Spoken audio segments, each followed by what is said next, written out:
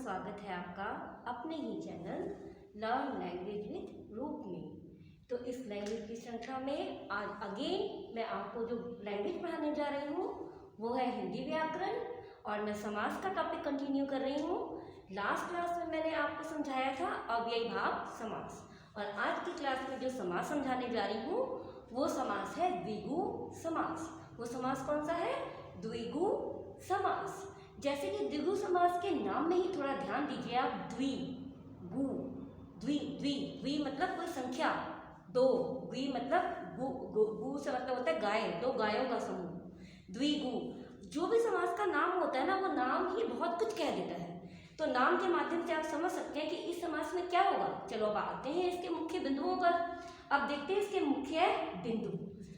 पहला पद संख्यावाचक विशेषण। पहला पद संख्यावाचक विशेषण क्या मतलब है?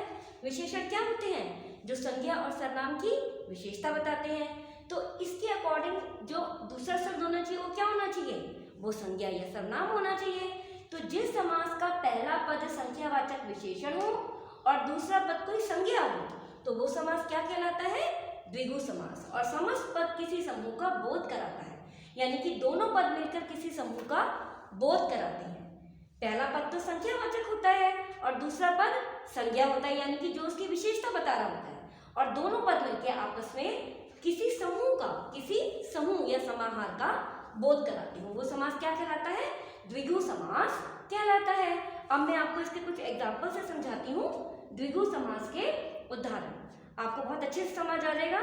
पहला एग्जाम्पल देखिए, दो पहर। दो पहर, जैसे देखो पहला पद है दो, दूसरा है पहर। दो का मतलब दो और पहर मतलब पहर, जैसे कि सुबह का, दोपहर, शाम, रात के पहर होते हैं ना, चार पहर। तो इस तरह से उन पहर के बारे में बात हो रही है। तो दो पहरों का समूह क्या हो गया? दो पहर।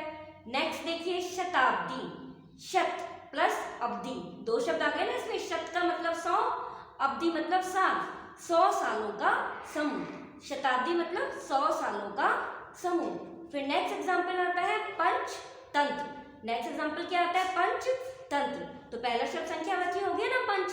तो पंचतंत्र का मतलब होता है 5 तंत्रों का समाहार। मैंने समाहार वर्ड जानबूझ के लिखा है ताकि आपको समझ आ जाए कि समाहार और समूह शब्द एक ही होता है, दोनों का मतलब होता है समूह। 5 तंत्रों का समाहार। नंबर 4 पे देखिए कौन सा एग्जाम्पल है? सप्ताह। बहुत ही इसको आप डेली यूज करते हो, सबको पता है सप्ताह शब्द, लेकिन आपको पता है कभी इसका मतलब क्या होता है? सप्त मतलब 7, अहन, सप्त प्लस अहन, दो शब्द मिले हैं इसमें। अहन मतलब दिन, 7 दिनों का समूह। सप्ताह का मतलब क्या हो गया? 7 दिनों का समूह। फिर 5वां एग्जाम्पल आता है चौराहा। क्या आता है? चौराहा। चौ मतलब 4, राह मतलब राहें, तो 4 राहों का समूह क्या हो गया? चौराहा। अभी कुछ और एग्जाम्पल से समझते हैं, तब आपको और अच्छे से क्लियर हो जाएगा। जैसे कि छमाही, आपको पता होता है जब ये अर्धवार्षिक परीक्षा होती है तो आप बोलते हो हमारी छमाही परीक्षा चल रही है, ठीक। तो छमाही में क्या है? 6 और माही, यानी कि 6 माहों का समाहार या 6 माहों का समूह। तो क्या हो गया? छमाही। नवरात्र। नवरात्र मतलब नव मतलब 9, रात्र मतलब रातियां, रात्रियां। तो 9 रात्रियों का समूह हो गया नवरात्र। नेक्स्ट एग्जाम्पल देखिए नंबर 8 पे अठन्नी। जैसे आप बोलते हो अठन्नी, चवन्नी बोलते हो ना, तो अठन्नी में कौन से वर्ड आ रहे हैं? एक तो 8 और एक अन्नी। अन्नी मतलब आने, तो 8 आनों का समूह हो गया अठन्नी, और चवन्नी हो गया 4 आनों का समूह। फिर नेक्स्ट आता है पंचवटी। ये मैंने आपको जो समास के भेद बताए थे, 2 भी एग्जाम्पल बताया था। पंच यानी कि 5, वट यानी कि वृक्ष, यानी कि पंचवटी 5 वृक्षों का समूह। लास्ट एग्जाम्पल आता है त्रिलोक। त्रि मतलब 3, लोक मतलब लोक या संसार, यानी कि 3 लोकों का समूह, तो हो गया त्रिलोक।